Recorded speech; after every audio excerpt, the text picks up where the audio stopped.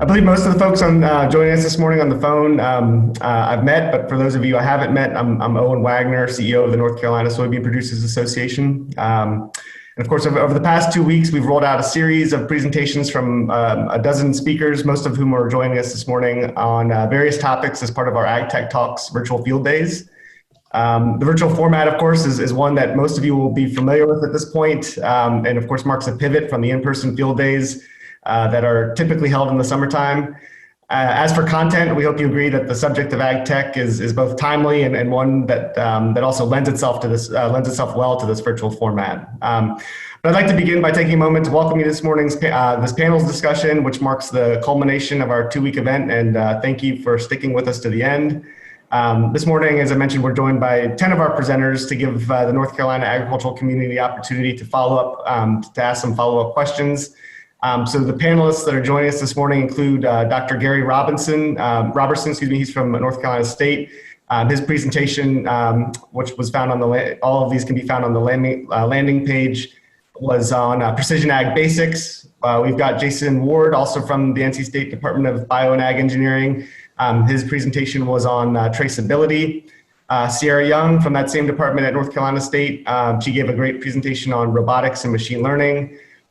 From John Deere, we've got Jared Day and Stephen Swain, who gave a kind of an overview of some of the hardware that's being developed by John Deere and how that fits into this precision ag landscape.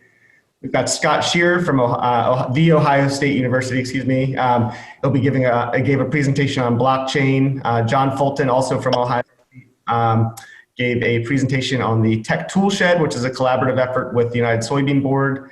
Bobby Vick from Spade Geo, based here in Raleigh, he gave his presentation on remote sensing and also collection of aerial imagery. Todd Jansen, I believe, is with us this morning as well. Jansen Ag Law gave a presentation on sort of your rights in terms of data propriety, ownership. He's based out of Indiana. Kevin McNew from Farmers Business Network talked a little bit about the value of pooled data and how that fits in, how that can add value for farmers and how that fits in with the Farmers Business Network business model. Ben Craker, and our last panelist is Ben Craker, who did a presentation on behalf of the Ag Data Coalition and looking at sort of a platform or a means of evaluating some of the digital tools that are out there. So in addition to these panelists, I'm joined this morning by my colleague, Dr. Katherine Stowe, as well as the team at Osborne Barr, who is the communications contractor for the United Soybean Board and who's been really instrumental in getting this thing developed. So this morning, we're going to kick things off with a few questions that were submitted in advance. So I'm going to turn the mic over to Dr. Stowe, who's going to go over call logistics, how to go about raising your hand, ask a question, that kind of thing. But before I do that, I'd just like to quickly thank our sponsors for the event, the United Soybean Board and John Deere, who both helped to make this event a reality. So over to you, Dr. Stowe.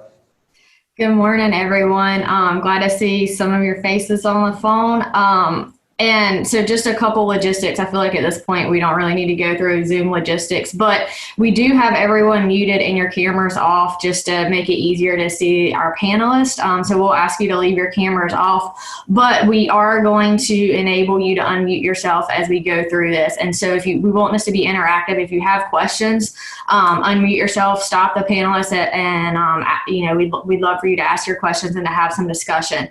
I don't see anyone that dialed in, but if you're on the phone, you can use *6 to unmute yourself, and then obviously everyone else, the mute button in the bottom, or you can hit the space bar. So with that, Owen, I think we can get started. Sure. And I guess you can also use the chat box if you'd like, if you don't want to unmute yourself or can't unmute yourself and want to type a question, and we'll be fielding questions in the chat box as well. Sure. So Dr. Robertson, he gave a presentation early on in our 2-week sequence, and that felt appropriate given that he took sort of a holistic look at the ag tech space. So I think as we kick things off this morning, it makes sense to stick with that model and maybe fire off our first question to Dr. Robertson. And so, Gary, I'll ask you, in your experience, and this is, I think, something you may have touched on a little bit in your presentation, but in your experience, what is the most successful sequence of ag tech adoption for a typical North Carolina grower?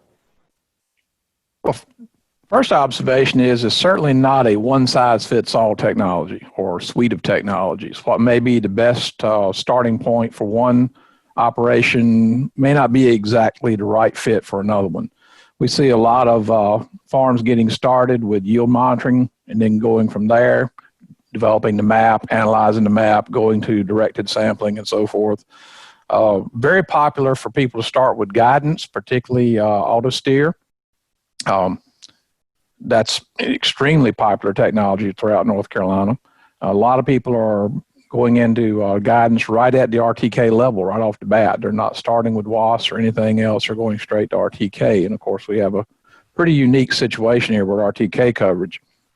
But some people are starting with the farm management information system software packages so that they can get their records online and be able to see everything. And then they're starting to add more and more data from there. So it's a mixed bag of how people get started and what the most successful track may be. It all depends, again, on the operation and the nature of the operation. Very good. And Katherine, just a reminder, if there's any follow-up question that, anything that our panelists mentioned, go ahead and raise your hand and we'll pipe you in. Otherwise, we'll keep things rolling, and I'll turn it over to Katherine for the next question. Yeah, so Gary mentioned it's not a one-size-fits-all approach, and so I think that kind of leads nicely into a question for Jared and Stephen with John Deere. We know that our growers in North Carolina, the needs are not necessarily the same as those in the Midwest. And so to what degree is Deere developing platforms for some of your smaller scale or specialty crop growers here in North Carolina that would be different from what some of those needs look like in the Midwest? Yeah, so thanks, Katherine, and good morning, all. My name is Jared Day. I'm a product specialist within John Deere related to our precision ag space. And on the call also with me is Stephen Swain, the Integrated Solutions Manager for Quality Equipment based out of Washington, North Carolina. So Katherine's question brings up a regional question that I get a lot when we are traveling the Southeast, and specifically it really goes back to Dr. Robertson's point, is the fact that it is not a one size fits all when it comes to technology. And specifically as a manufacturer, we are starting, you heard in our video, to talk more of a smart industrial approach.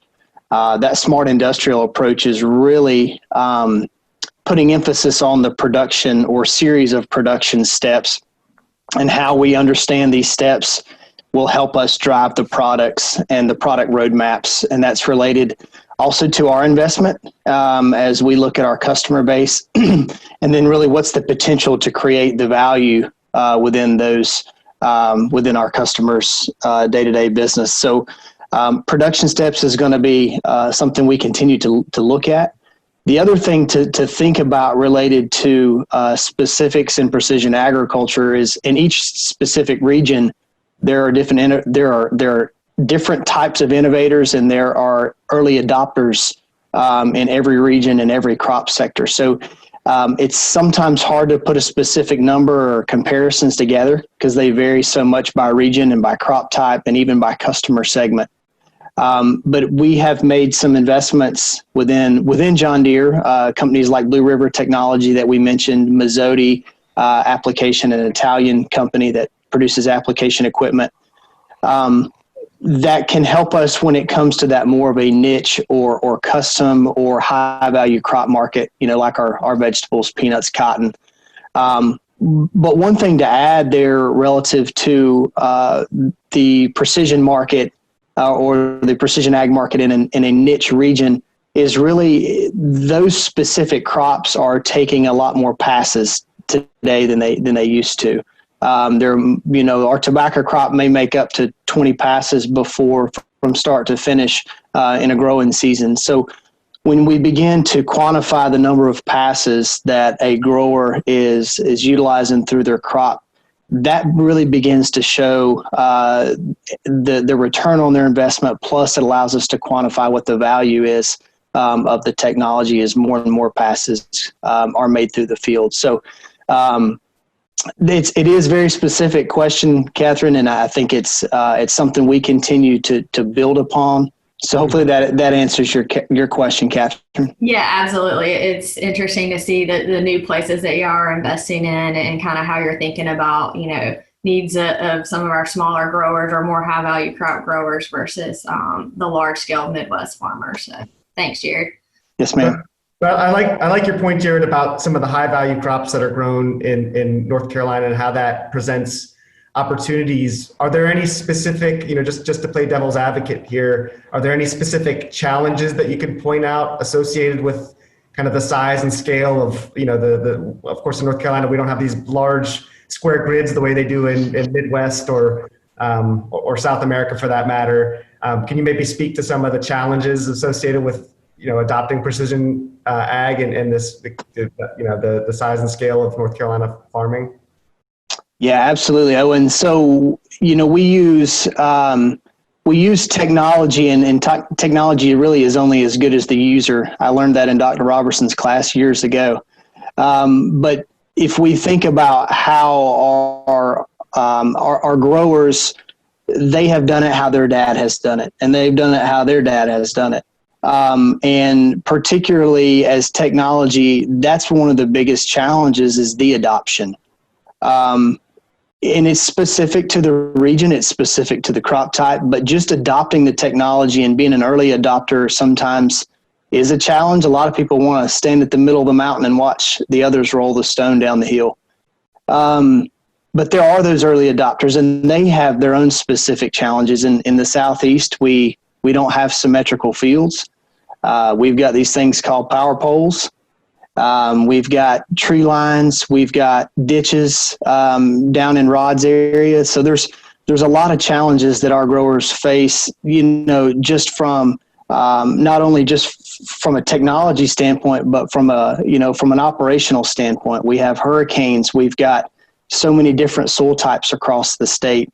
So the challenges that we face are different than what the Midwest faces. And, everybody wonders why you can't grow a 250 bushel corn crop across the state. Well, there's so much diversity and there's so many challenges across the state that you can call it a headwind if you want to, but our growers are the ones that innovate. So that to me is the overarching value of precision agriculture is meeting those challenges head on and being able to find the value and still produce a highly valuable crop with a high yield and a low input. Perfect. So as you may have gathered, Gary, Stephen, and Jared, they gave presentations on technologies that are available and being used in the here and now. And I just maybe take liberty to contrast that with what the presentation that was given by Gary's colleague, Dr. Sierra Young, also in the Ag Engineering Department. Her presentation was a little bit more focused on kind of what's at the vanguard. And as I mentioned in the introduction, she got into how robotics could be used and machine learning could be used to automate some of these processes and really take things kind of going into the next generation. So I wanted to ask you, Dr. Young, what would be a realistic timeline for the widespread adoption of weed control using machine learning? So Jared mentioned Blue River Technologies. I think some of the approaches that you showed in your video were more mechanical in nature, but could you just speak to that a little bit more in depth about how far away is this stuff? How is this something we'll see in 10 years, 5 years? Yeah, that's a really good question. Thanks. Yeah, so my name is Sierra. I'm an assistant professor and extension specialist in BAE, along with my other colleagues on the call at NC State. And my expertise is more on robotics, so smaller, uncrewed, unpiloted machinery in agriculture. And so one of the probably most important applications for that in agriculture right now, where we see a lot of development in larger companies and also quite a few startup companies developing robotic systems for weed control applications, being one of the most pressing problems really across the globe. And so regarding a timeline, I think when we say like robotics, that includes a huge scope of technologies and levels of autonomy and applications and even methods for weed control. And so it's really hard, I think, to put a single number for a timeline when we say robotics in general, because we see, some machines that people may consider a robot being used now, which are really more of autonomous machines, but those, maybe tractor pulled implements where the weed control is more mechanical, like you said, in nature, that does use sensors to detect both crops and weeds. Really just autonomous cultivators, those are being used now. We see some machinery, really the see and spray applications, like you mentioned, Blue River. A lot of those are in limited testing and evaluation. And then there's this whole landscape of startup companies really working on smaller, maybe you have multiple small robots in a field as opposed to one large piece of equipment.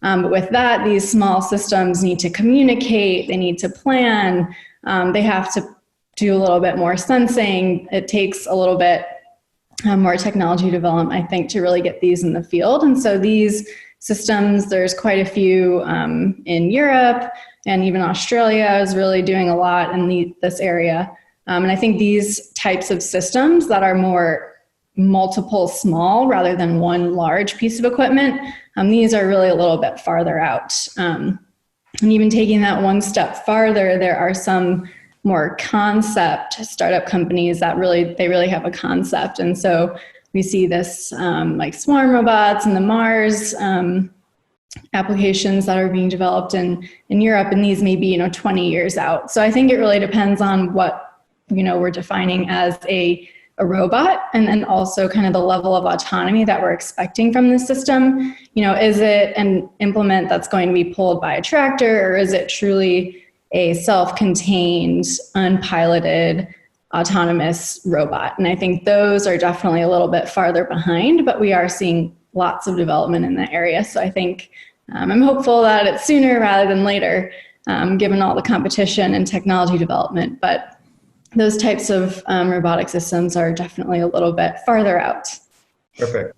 So as folks in the, I get the impression, and just kind of surveilling the landscape of ag tech, that a lot of the more traditional players, in terms of like crop protection, for example, that many of them have been purchasing some of these platforms or developing some of these type ag tech platforms on the side. I'm talking about folks like BASF, Bayer. Should we interpret that as these companies sort of hedging their best bets almost? That they see less opportunity to sell chemicals, and that more, there will be more value add and just being more precise in terms of how those chemicals are applied?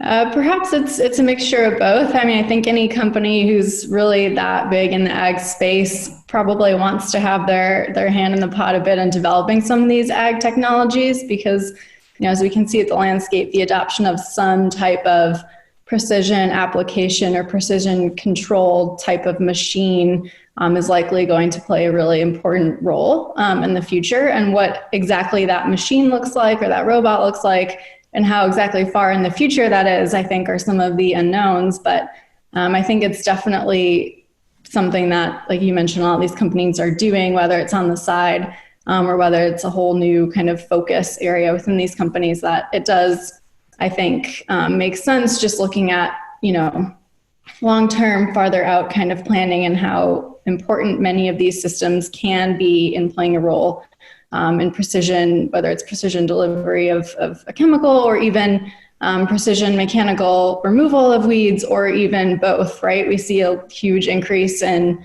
herbicide-resistant weed species. And so, kind of a area that I think is really interesting research right now is having machines that actually do species level identification rather than weed versus crop, to be able to do more specific, even more precise weed management approach in the field. So I definitely think it's something that, like you said, maybe hedging their bets, but also just seeing what's happening in the ag tech landscape and not needing to be a part of that. Right. Okay. Thank you very much.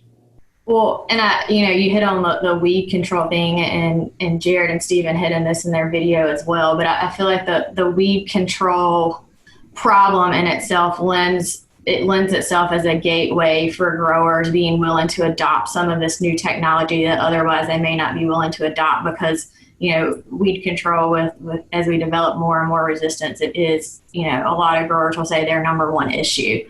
So I think it makes for a nice gateway for growers being willing to kind of stick their arm out a little bit and potentially try some things that they wouldn't traditionally be willing to try.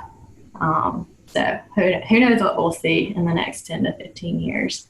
So to change gears just a little bit, but, sticking with something that a lot of people actually do have now are drones. And Bobby, you gave us a nice overview of some different ways that drones are being used specifically in the machine learning space. But, a lot of our growers have drones. I feel like we're still a little bit stuck in this pretty picture. So everyone can put their drone up, they fly their fields, they get these images.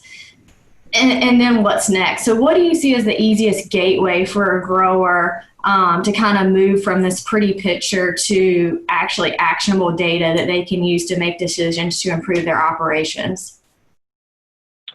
Thanks, Katherine. That is the challenge that, frankly, the drone space is faced. Drones have received a lot of buzz in the ag industry and really a lot of industries for the last decade. But there has been sort of this lag, if you will, of how do we get past the early stage of just capturing a pretty picture to doing something with it. And as I mentioned in the video, I do think, and to comment on what Sierra just said, I think analytics is part of that, between machine learning models that start to move away from just identifying general pockets of stress to actually identifying maybe what the source of that stress is, because it's been trained by multiple images and ground truth. I always emphasize that the image is one part of it, but to get these analytics that are really robust, we need ground truth information to inform the models that are predictive of identifying, what kind of disease might be a problem. Or in some of the applications that we're working with, we're using models that have been trained for object detection to do things like find weeds or like count plants or count trees, for example, over an area. But maybe to take a bit of a step back, I do think analytics is part of the answer, and it's also being able to take things like a NDVI map and turn that into a prescription map automatically that could go into a system that Jared or Stephen would use.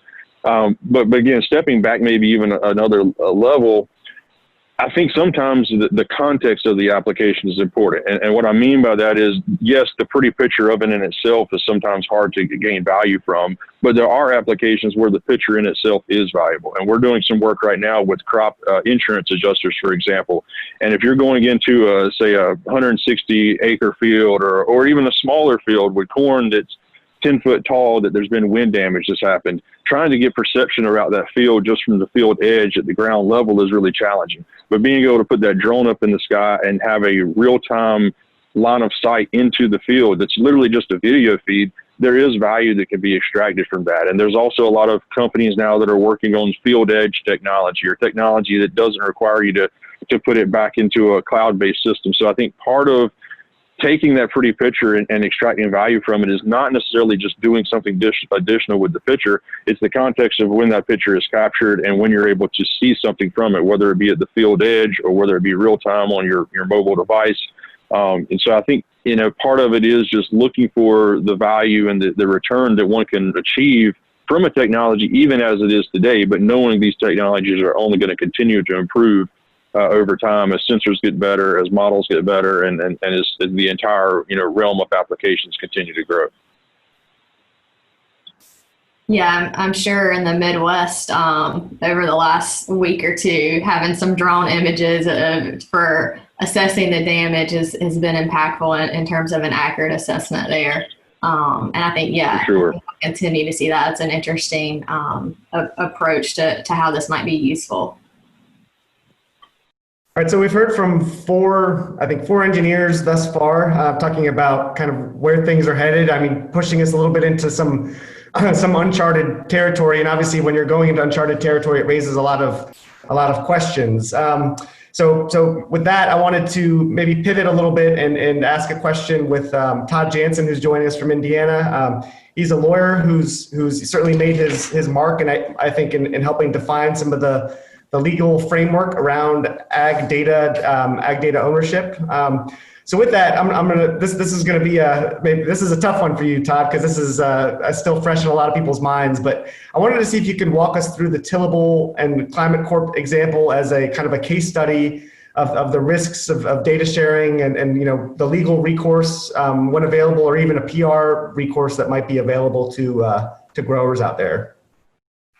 Sure. Thanks, Owen. Yeah, Todd Jansen here from Jansen Ag Law, and I do a lot of work in the ag tech space. And so the tillable climate fiasco or debacle or whatever you want to call it was certainly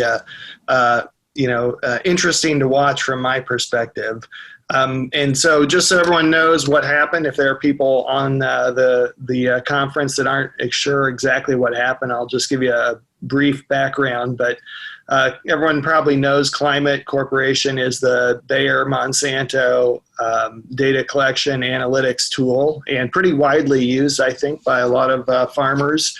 And then Tillable was a ag tech startup that wanted to try to find a better way to pair landowners with farmers who wanted to farm that land. I think they even call it something like a dating app for landowners that allows them to find the perfect match farmer.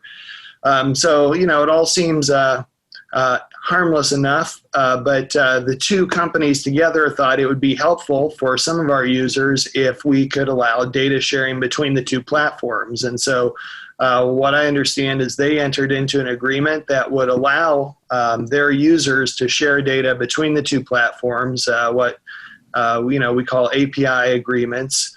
And even though those portals had never been open, according to the companies, the marketing department at Climate and Tillable both got out in front of this and started putting press releases out that they had entered a partnership with each other. And that caused a lot of farmers who were using the Climate Corporation software and services to think, wait a minute, there's a partnership agreement with this Tillable company that I don't know and I don't want to use.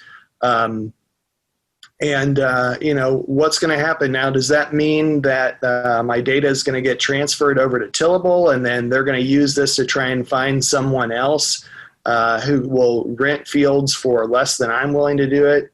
So there was just a lot of uncertainty and a lot of unknown about this press release and the marketing of the Tillable and Climate API agreements. And so, from a legal perspective, I think let me say one other thing here about the situation. Ultimately, Climate Corporation pulled the plug on the arrangement because they got so much pushback from users of their services that they didn't like what they saw. And from my standpoint, even putting the facts aside, the big problem was that, these companies have user agreements that nobody reads and no one understands. And so, it's left to social media for people to sort out these issues, and they believe what they hear and read because it's not clear when you look at the user agreements. And so that's one of the big problems I saw in this situation. The other one was that the marketing departments for these two companies they also weren't really familiar with what their own user agreements said, and so they like to use the term partnership to describe relationships between these different companies and applications. And partnership to farmers means something very different than it does to a marketing department at Bayer. And so I think people were right to say, well, you've entered a partnership agreement. That should mean that my data could be transferred over from one company to another, whether I want it to or not. So, some sloppy use of words there too. So, I guess putting a summary on the whole thing, there are enormous risks for companies that want to share data with other companies, even if it's something their users want. If they're not clear and explicit about how they're going to do that and what sort of consent is required from their users before those portals are open that allow the data sharing. Right. Well, yeah, thank you, Todd. And I should mention just a quick plug that Todd will be joining us. He's going to be coming back to North Carolina. Fingers crossed that COVID allows for the commodity conference in early January. So we'll get a chance to meet with them, much further on this topic at that time. And if time allows, we'll be revisiting with Todd later on this morning. But thank you for that, Todd. It's very helpful. And I like that I think your explanation really speaks to the value of shared data, for better or for worse, for good or for bad. And maybe that's not the most fair segue to Kevin McNew, but I think Kevin gave a great presentation. I should also mention that Kevin, he wins the award this morning for joining us from furthest away. He's based in Montana, so early start for him, but has some North Carolina roots, did some of his schooling at North Carolina State. But in his presentation and the model that sort of Farmers Business Network, as I understand it, is predicated on is farmers entering into some data sharing knowingly in order to form a network and really kind of take the lid off of or at least shed some transparency on otherwise opaque markets. So with that, Kevin, a fascinating presentation, but I guess the one kind of risk, I guess, that I see, the potential pitfall that bubbles up when you talk about more data and what that can be, how that can add value for farmers, is whether that runs the risk of commoditization. And I was wondering if that's something that, maybe a risk that you can, or a concern that you can allay for us this morning, or maybe just at least contextualize a little bit. Yeah, thanks, Owen. And, Todd, I think did a great job of kind of pointing out the realities of what you do as a farmer when you enter into an agreement to share your data. And at Farmers Business Network, we, for 6 years, have taken that agreement very seriously. So I like Todd's approach to saying that, partnerships in companies and alliances in companies are much different things. So as a company with, 12,000 farmers who give us data every day, we take that, agreement very seriously. And so while we do enter into business deals or business transactions with other companies, that doesn't always, that in many ways has nothing to do with the data we get from the farmers. And so to Owen's point, what I look for in the value of information is, what are we giving back to the farmer? We're giving back insights that they gain from all the other farmers in the network. I use this in the video. You as a farmer may have 20 years, 30 years of farming experience, and that's your lifespan of which to draw intelligence on, which to make decisions on. But when we pool data and use all the collective information from other farmers, we gain so much more wealth and so much more benefits around what to do in terms of decision making. And so, just as a real case study today, we're using data from our farmers across the country to measure the impacts of the derecho storm. A very real-time impactful moment that's going on today, and we're able to put a very quantifiable number, not only from data that we're getting from our farmers firsthand, but also data from satellites and things like that to try and assess that impact. So, I want farmers to really think about, what is this information going to do to help me better my farming operation? And so I know there's this risk or this fear, if you will, that if I follow the path that says I should do something different, that I may not earn value from it. And I think that's, in some sense, always the case in agriculture. The first people to adopt tractors, the first people to adopt combines, the first people to do these technologies reap the rewards earliest, and eventually they get monetized. So, Owen, to your question, I think that's the nature of a competitive market. You have to be looking for today, where can I increase value and make that decision and make that step. And, the market's going to sort out eventually what that value is. What is the price point where production will equilibrate and give us the right amount of supplies that we need. And so I know there's this fear about commoditization, but I think every farmer just always has to look discreetly at the world and say, if I adopt this practice, is it going to make me money? And that's the path you have to go. And ag technology and information does a good job of doing that. And if I understand you correctly, Kevin, I guess maybe another way of thinking about it is there's a cost of doing nothing. So, okay, commoditization is a risk, but not adopting these technologies presents a whole other suite of risks. Yeah, very good point. The myopic strategy, the strategy of doing nothing, is not a good strategy usually in a competitive market, because your competitors are going to change. They're going to adapt. And if you're not doing that, that's going to be telling down the road for you from a profitability standpoint. Right. And maybe just a quick follow-up to Kevin, and Todd might have some thoughts on this as well. And this might be an impossible question to answer, but if you could just maybe walk us through the mental exercise of how you might go about answering it. I just kind of wonder if it's possible to put a dollar amount on the value of data coming off farms. Even if that's not possible, I mean, how would one theoretically go about kind of quantifying the value of that data? Yeah, if I could start, I've got a couple ideas here. One is that, I've got a case where the state of Indiana has caused a lot of flooding on some farmers' fields. And, we're trying to prove our damages to the state and to the court in that case. And fortunately, we have farmers who have good solid 10 years of good yield records and planting records. And so, we can look back across 10 years and see exactly like where in a field it was flooded, how that impacted yield. And the data is absolutely essential to proving our case. And so I think that's an example where if we had no data, all we would have is an average yield for an entire field. And that doesn't really tell the same story as having, that precise data across the entire field or multiple fields. The other way I always think of it is if you had, let's say, two identical fields, and one farmer selling the field had 10 years of good data, and they could say, look across the 10 years, the history of the data here, and you can see that, we were able to profitably grow 200 bushel corn on this field for 9 out of 10 years. And another farmer had no data at all. And both of those fields went up for sale.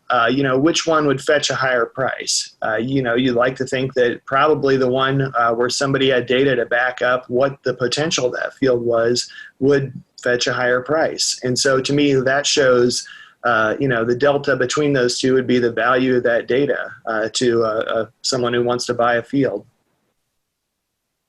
That's a nice example. I like that, Todd. Thanks. Yeah, I'll just chime in here, and that's a great example of that Todd gave, and what I would just add on top of that is we do see CPG or consumer packaged good companies actually transacting with farmers around buying information from their farm because of this whole sustainability issue. They're trying to get their hands around what does sustainability mean, what does it do to production, what does it look like. And so we're actually helping farmers go to CPG companies who are willing to buy just farmer data. They're going to, want just the data to understand the problem better. So again, it's a way for a farmer to capture. Now, are we talking about massive dollars just for buying data? No, we're not. But it's one element of the marketplace that's opening up because the data exists. So, I love Todd's example. You're looking for these value propositions down the road that are case specific, so it's hard to quantify exactly what those numbers are. But I can tell you there is an evolving marketplace today around just acquiring that data and buying that data from farmers. All right, thank you both. So I think you both bring up some good points when we think about the risk and reward of data and giving access, having access to the data ourselves on the farm, but also giving access of that data to other entities.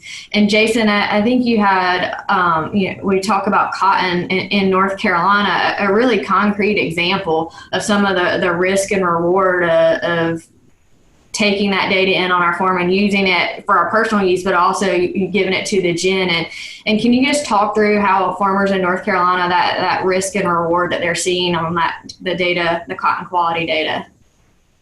Yeah, sure. And of course, Kevin set me up very well there, because a lot of the keys are around kind of the concepts of sustainability.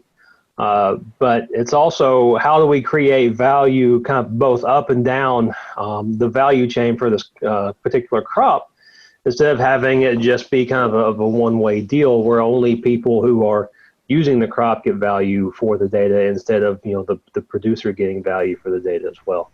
So I think the biggest issue whenever we start talking about traceability is that if there is an audit cycle, if there is a chain that can be followed, that, for example, if you've made a claim that this particular cotton is grown sustainable, we've met this metrics, we have or have not applied these inputs or protectants, and then all of a sudden now there's data to back up that claim. Before, something that was self-reporting now has data backing that claim.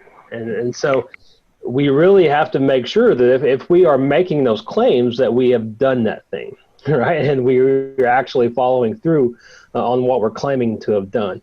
So if we're saying, we did, minimal inversion tillage, or if we did cover crops, or didn't apply certain inputs or whatever, then now that audit chain is there. And so we have to make sure that we are following through and being transparent. So while we can create some value by having the ability to brand like something that came off of your field, if you get a reputation for being on time or with very high quality, and then you want that kind of provenance to travel with your crop and to end users, that's one way to get value. We also can get value from good decision making and doing our own kind of on-farm investigation, hopefully with a fantastic local extension agent that's working alongside you.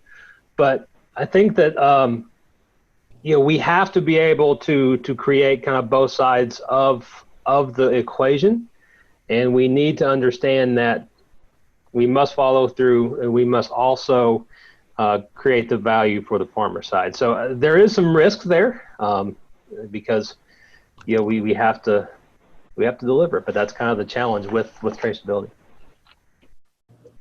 Sounds good. And I don't know that there's any clothes horses joining us on the line this morning. Probably not, but one really, I guess, easy to grasp example of what it is that you're talking about, Jason, I think is this Wrangler Jeans. They have this something called the Rooted Collection. They have a Carolina blue jean that's like, and the cotton is grown by the Lassiter family in the northeastern part of the state. But the really fascinating thing I think about that is that I don't know what a typical pair of Wranglers sells for at Walmart, but maybe $20-$30. And this is a product that sells for $100. So there's clearly folks out there that are willing to pay a premium for this traceability. Cotton is maybe it takes less of a leap of imagination to see how that works, given that it's very much consumer facing. But it sounds like the opportunity exists with soybeans and other row crops as well. Absolutely. If you look at the Rooted Collection, like you said, they're $100 jeans. And those are $100 jeans that are sold at Walmart and Tractor Supply, right? So, in other places. So it's not a place where you typically go to get designer, clothes. But what's really interesting is it's not just the marketing.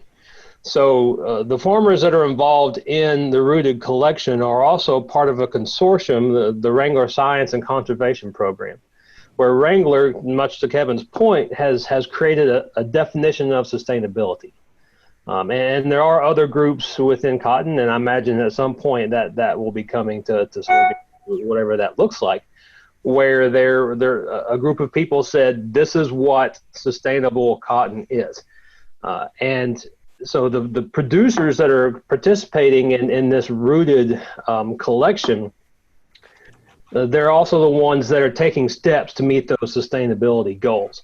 And you see Wrangler's claim is that they're going to be 100% sustainable, by some date in the future. And that's to their definition. But so it's more than just the branding. There's a follow through on the execution, and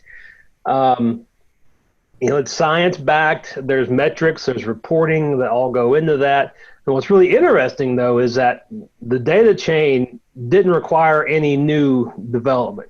All that data that it took to confirm that this particular bale going into this spinning process to make the jeans all that was already present within the existing cotton database, the cotton fiber quality database.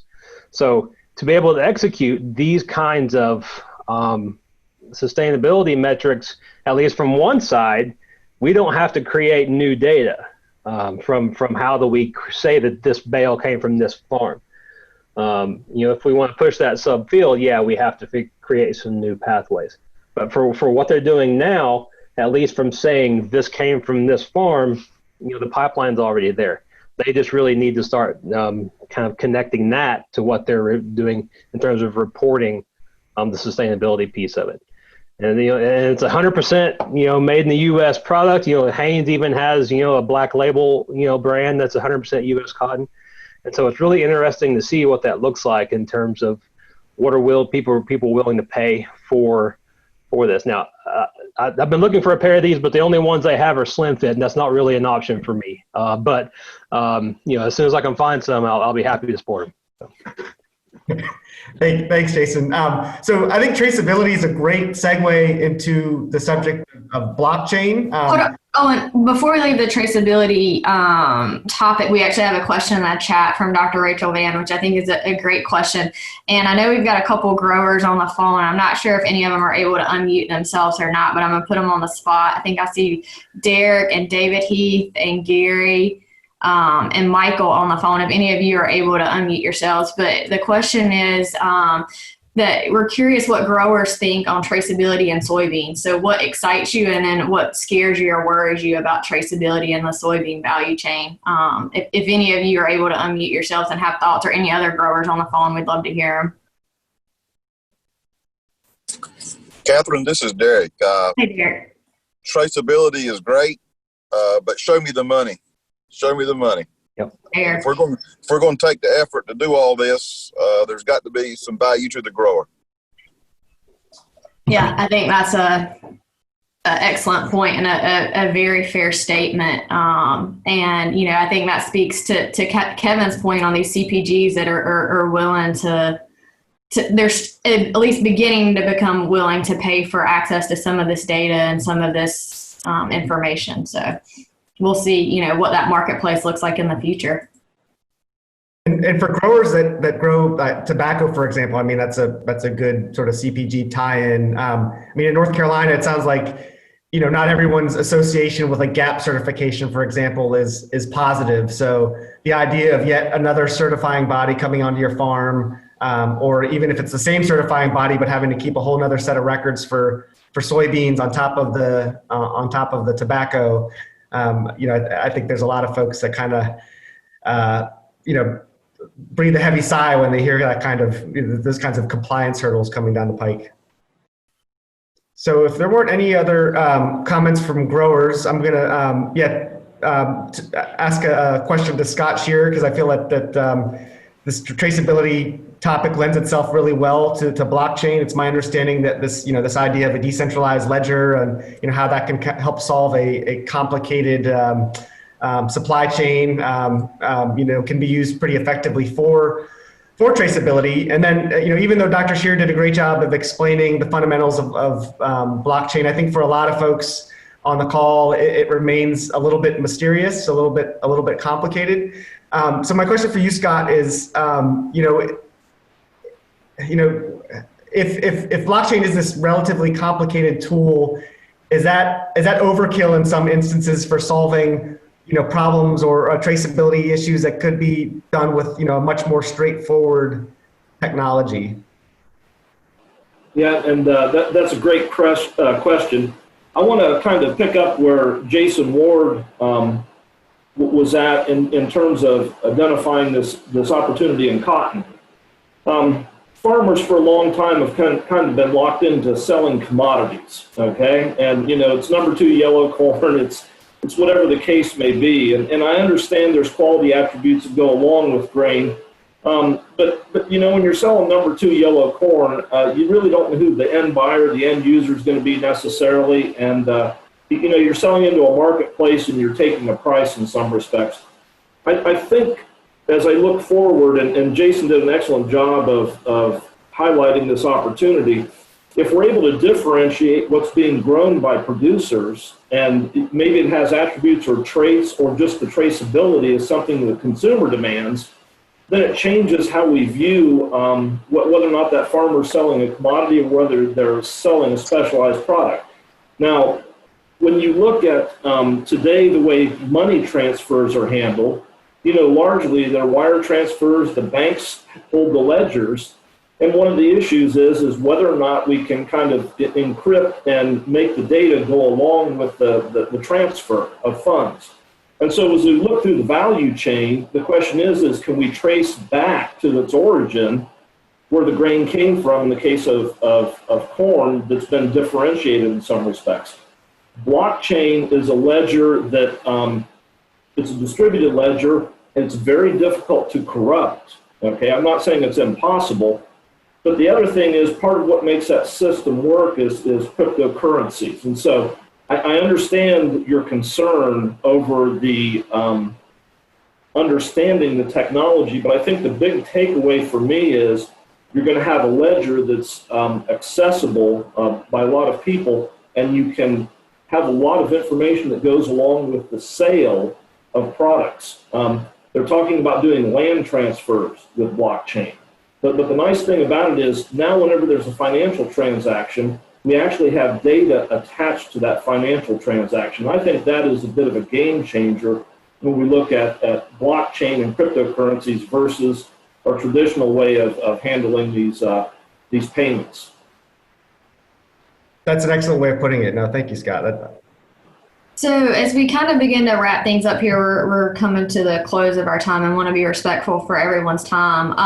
But Dr. John Fulton is on the phone from the Ohio State University, and Dr. Fulton, we typically see technology gets adopted first in the Midwest. As we think back to kind of the beginning, how we talk about our North Carolina growers are a little bit different in terms of farm size and scale. And a lot of times technology will become adapted first in the Midwest, and then we'll eventually see it on the East Coast. So as we look into the future, what is there anything that growers in the Midwest are just now starting to adapt that we may see here in North Carolina in the next 5 years or so? What should we be on the lookout for?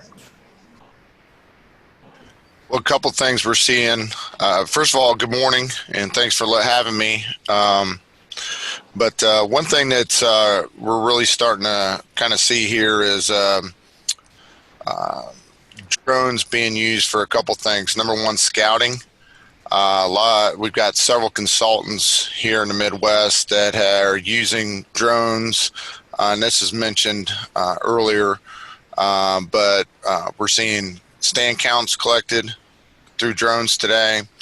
We're also seeing identification of nutrient deficiencies to weeds, and to the point earlier, not only is it a weed, but they're identifying the exact weed and the location of that weed out in the field using these drones, and then insect identification as well. And while this is new, this is kind of a second year that we're starting to see the consultants really use these tools.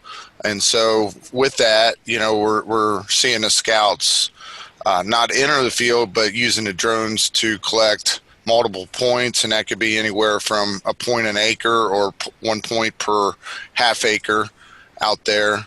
And then recently this year, this idea around drone spraying has really picked up. I mean, we've got companies today. In fact, my family farm just hired someone to do some pasture spraying with a drone. It's we can sit here and talk about it in terms of the efficacy, but the point is when there's just some areas or some cases where a drone makes a lot more sense than trying to get a large piece of equipment in the field to address whether it's weeds or any other kind of crop protection type products. So that's one thing or two things with drones that we're really seeing used a lot more here, at least on the Eastern Corn Belt. Yeah, that's really interesting. We actually, Dr. Rachel Vann and I were having a conversation about some research plots the other day, and an effective way to spray those plots, and for less time for the grad students, and a drone option would be perfect from a research plot standpoint of, getting the drone in there. A big piece of equipment won't fit, but you need something effective that, is efficient for grad students. And so that's an interesting thing to think about. So Rachel, you'll have to add that to your list of things to investigate. Kind of on that same, I guess, as you talk about drones and scouting and some of the aerial imagery, Bobby, a question for you on that same note is, right now, one of the things you talked about, and I think one of the things we're seeing is that drone images, the resolution of those right now is much better than satellite images. But obviously from a time standpoint, satellite images are much more time efficient. When do you think we'll be to a point where the resolution of satellite, or if we'll be to a point where the resolution of satellite images may compare to that of drones? For sure. No, and this is a kind of a touchy question, I guess, in the sense that I think the technology will likely be there before the regulatory standpoint. As you can imagine, there's some security issues with opening up very high resolution satellite imagery to anyone, anywhere.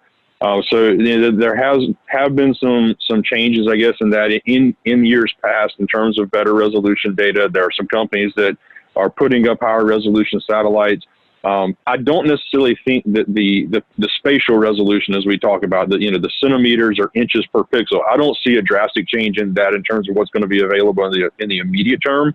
What I think is going to become more available, and we're already seeing it, is the temporal resolution or the revisit frequency. So, in the past, where if I wanted a satellite image of a field, I might get one chance every few weeks or every few days. There are more and more satellites now that are passing by literally on a daily basis, so that I can monitor that change over time. And then, there are still going to be limitations to different technologies. Some are going to have advantages over others. But I think when the context of resolution is not just thinking of it in terms of how small of an object can I see, it's also the context of time and how can I see changes over time that maybe are valuable, even with that less granularity in terms of the resolution, the spatial resolution of the data. Yeah, that's an interesting way to think about it. And if that resolution is what you need, and you're getting the frequency, then that's an option for growers. So just to wrap things up a little bit, Ben Cricker's on the phone with us with the Ag Data Coalition.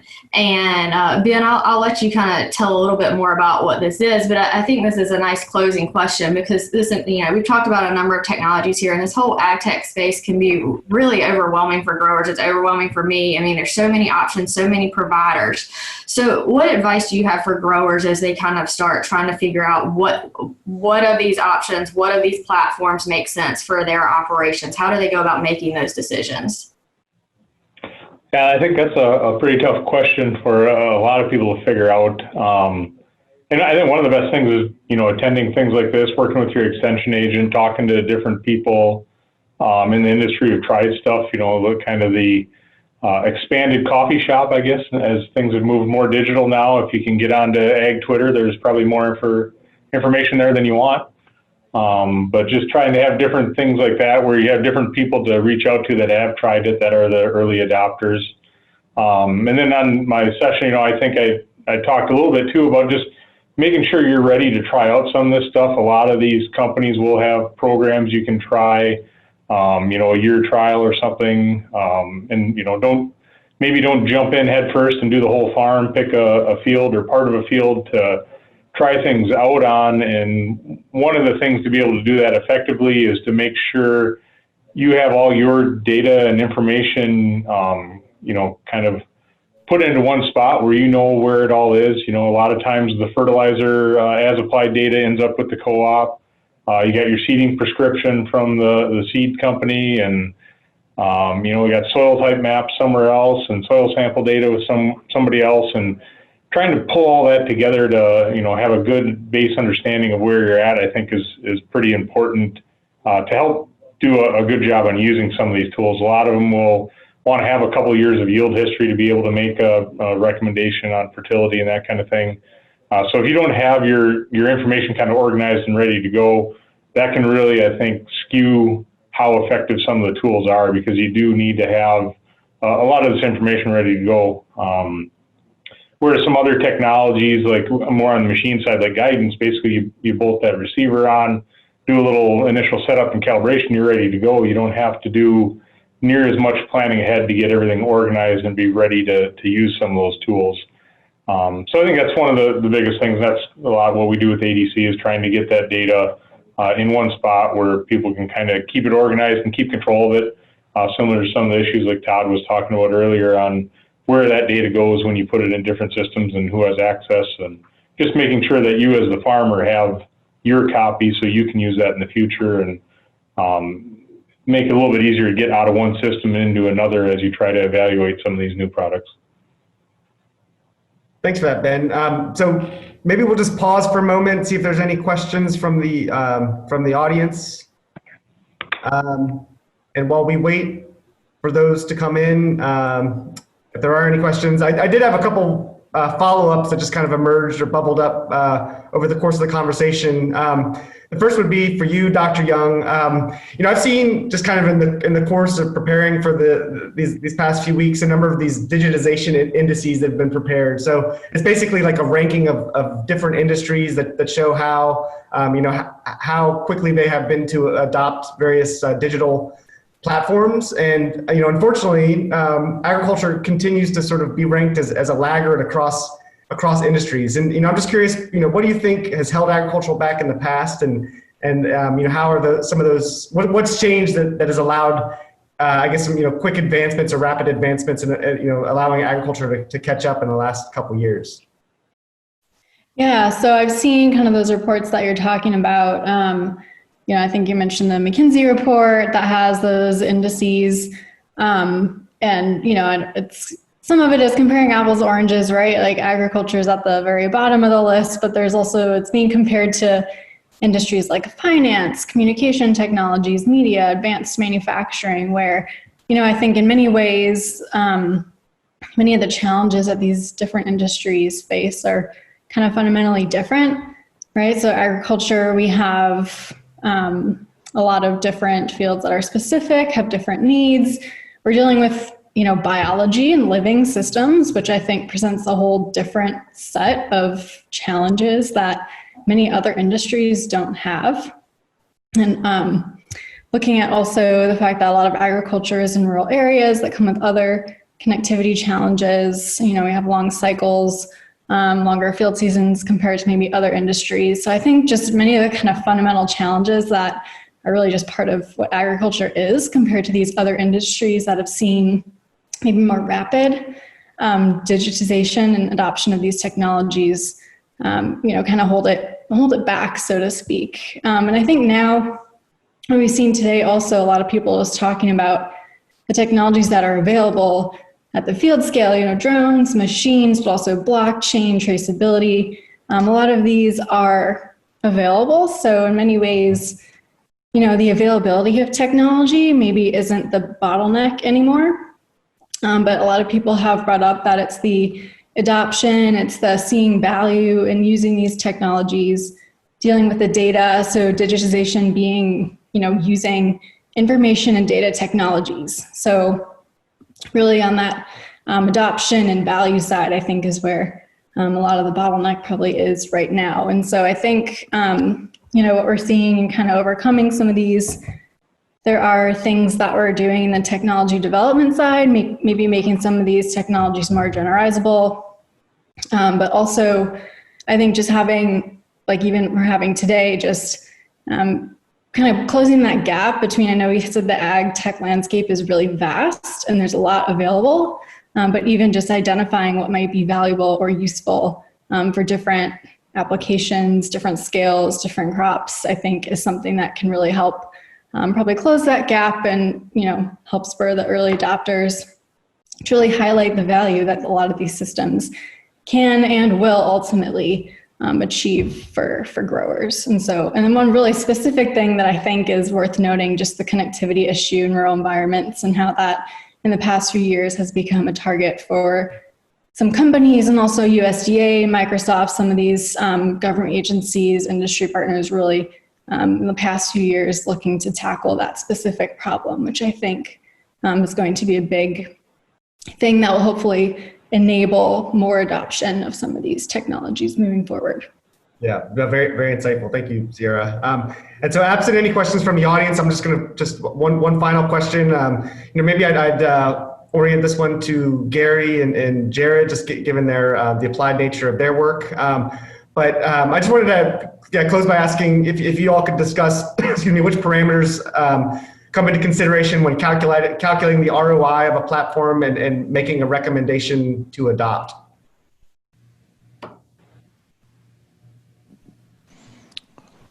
I was waiting for Jared to jump in, but I guess he's waiting for me. So that's right.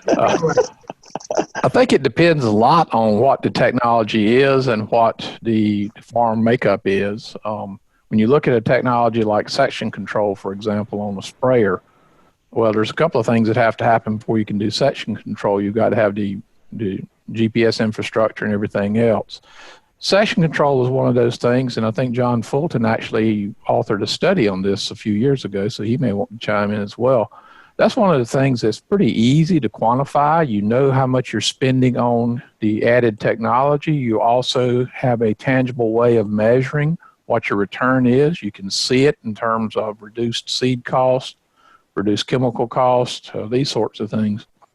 When you look at AutoSteer, for example, trying to calculate a return on investment there may be a little bit trickier. For example, you're trying to look at increase in field efficiency. That may be a little bit difficult to quantify. Enhanced operator speed, for example, or tractor speed may be one thing you can look at. But one thing, particularly with AutoSteer, is very difficult to quantify, and it's a very valuable return, is productivity. Operator productivity. And by that, I mean, many operators will report at the end of the day, they are far less fatigued if they've been operating a machine all day that has AutoSteer on it as opposed to, the manual steer system. So there's a lot of different ways to look at return on investments, and some of it's not always dollars and cents. So. Yeah, and just to add on that, and I remember my granddad telling me years ago, a saying by Mr. John Deere himself, and he said, if you can't make money with a pencil, how do you expect to make it with a plow? And I think that ideally in the precision ag space is taking the opportunity to do something different with the same task that you did before. So if you can take 5 acres and do something different with it, similarly to an aligned or an adjacent field, just make one change, do something different, just to attempt a different outcome. It's easy for me to say on the outside looking in, but from a grower standpoint, we're still to Derek's point, show me the money, right? So I can remember when our corn yield champion a few years ago was speaking at a John Deere event, and one of the things he talked about, he said, I took 10 acres out of production just to do something different, and I saw value. And he said, if I didn't take that chance, would I have ever known, or would I have ever seen that value? So I think Dr. Robertson brings up a lot of points of the technology, and we're down to a point now where we're going to be managing it by the plant and not necessarily by the acre. Where we can be very precise with the drone imagery that Bobby talked about and the analytics coming off of that. But now we're down to the actual plant and managing not necessarily an acre or a zone, but now the plant. And I think that really becomes the return. But there again, we got to go back to that ground truthing that Bobby talked about. That's really where the value is. We can see it from an overarching return, but we need to be in the field, still digging up seed to make sure our spacing is at where it needs to be and at the proper depths. But at the end of the day, the technology is what's going to give us that visibility. All right. Well, that's very well put, Jared. And I guess with that sage advice from Mr. John Deere, probably as good a time as any to wrap things up. So just want to thank our panelists again for their presentations over the past few weeks and for joining us this morning. Thank you again to our sponsors, John Deere and the United Soybean Board. And also thank you to Osborne Barr.